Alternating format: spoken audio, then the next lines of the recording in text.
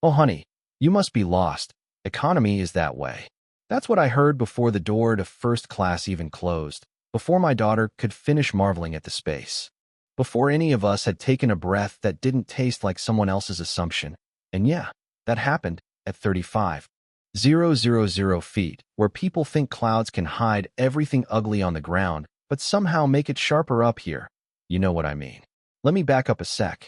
We were flying JFK to Heathrow on Air Vista, Row 2, the pods that look like little living rooms with seat belts, my wife Vivian across the aisle, our son Leo already reaching for his pencils, our 16-year-old Zoe doing that mix of teenage awe and eye roll, and the senior purser, Brenda, tidy bun, name tag, smile that stopped 2 inches short of her eyes, took one look and decided the map in her head didn't match the faces in front of her, so she tried to correct the world instead of her map. That's all prejudice is most days, a bad map drawn in ink. She poured champagne into Crystal for the man in 1A, called him Mr. Henderson like he'd just won an award, then got to us with plastic cups and a flat orange juice or water. No menu, no welcome, just a shove in a velvet glove. Vivian asked for sparkling with lime. I said I'd have the same. Brenda set the cups down like they were a warning, not a drink, and kept moving. I didn't say a word, not then. Because when you've lived long enough, you learn there's a difference between silence that swallows you and silence that sharpens you. I chose the second kind and watched. The microcuts came one after another, serving the row ahead, skipping us, circling back later with let's see what we have left, though we'd pre-ordered weeks ago like the airline asks. Plastic again for us, crystal for others. The smile that turned soft for every white passenger and metallic for my family. A choreography so practiced it felt rehearsed. And when Leo knocked his apple juice, tiny spill on the carpet. Nothing a napkin and a breath couldn't fix. She snapped loud enough to turn heads. This is first class, not a playground. And I saw my boy shrink into himself like he'd made the plane drop out of the sky with one clumsy elbow.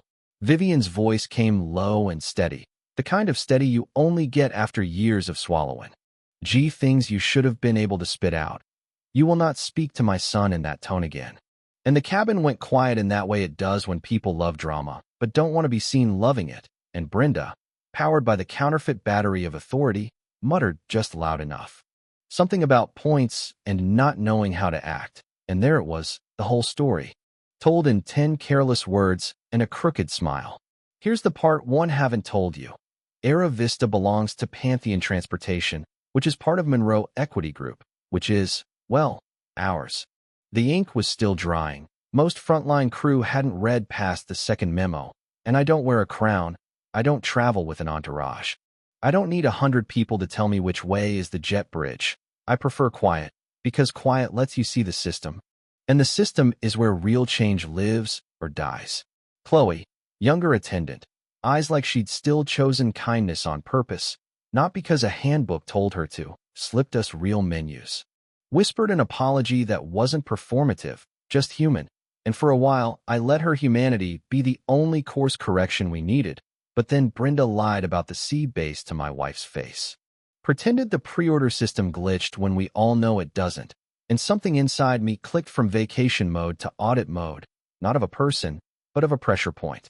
And who gets promoted because they're good at smiling at the right people and scowling at the rest. I pressed the call button, small sound. Big shift.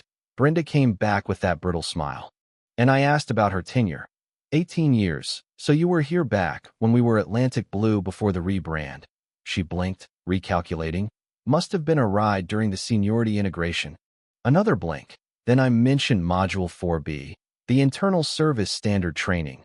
Not to flex, but to make it undeniable that this conversation had entered a different altitude. You could feel the cabin lean forward with their ears. And still, pride told her to dig. I don't take orders from passengers, she said. And technically she's right. The captain runs the plane.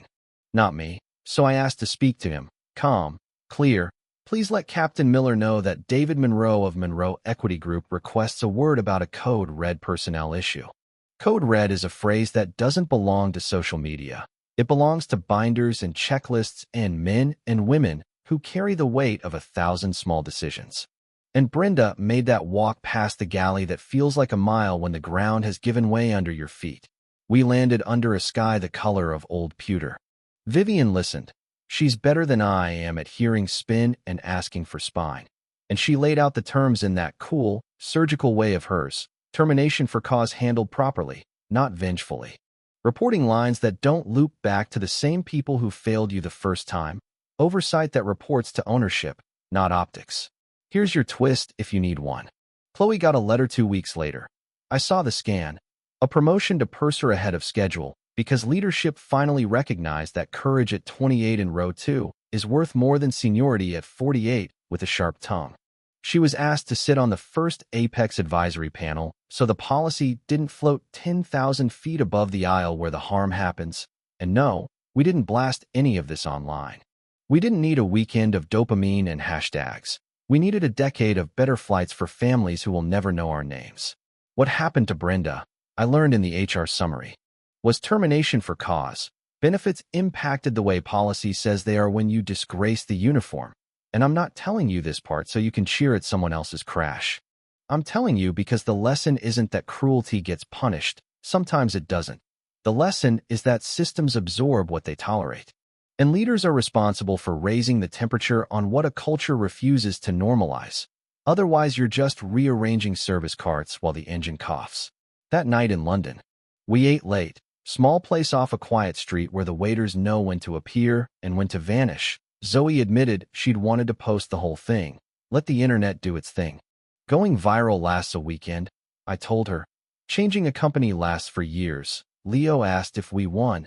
And I said it isn't about winning. It's about responsibility. When you can fix something, you have to, not just for yourself, but for the stranger who will sit in your seat next month and not have to swallow the same insult because you swallowed your pride and did the boring, necessary work. People hear stories like this and want the fireworks, the big speech, the mic drop, but the most satisfying moments don't sound like thunder, they sound like policy. They look like a captain who doesn't make you beg for dignity. The jet roaring over someone who finally understands the cost of a smirk. But the scene that stays with me is smaller. It's the final approach, the Thames curving like a ribbon of tarnished silver. Vivian's hand on my arm, Zoe's breath finally even, Leo's head on my shoulder, the cabin lights dim to that warm amber that makes everyone look softer. And the quiet knowledge that the next family who looks like mine, or doesn't, will be served in crystal because that's the standard now, not because they had to prove they belonged, but because belonging stopped being a debate and started being a baseline. You want a last image? Fine. Imagine the door opening, the jet bridge swallowing us into that chilly, echoing tunnel. The CEO's apology dissolving into logistics, a security officer waiting to walk someone the other way, two paths branching from the same doorway, consequence and course correction, both necessary, both earned. And as we step into the terminal's bright white noise, I don't feel triumphant or angry. I feel something better, relief that the system blinked, breathed. Or would you have played chess while everyone else begged for checkers? I'm not saying there's one right answer. I'm saying this is the one we chose, and it's the one I'll choose again. Because power that only protects me is just a spotlight. Power that protects the next person is a lighthouse. You know what I mean. If this story hits you somewhere true, hit like. Share it with someone who needs the reminder that grace can be strategic and standards can be humane. And tell me in the comments where you stand. What's right? What's wrong? What's fair when a culture is sick? I'll be reading, and I'll be listening. Because the next policy we write might start with your story too.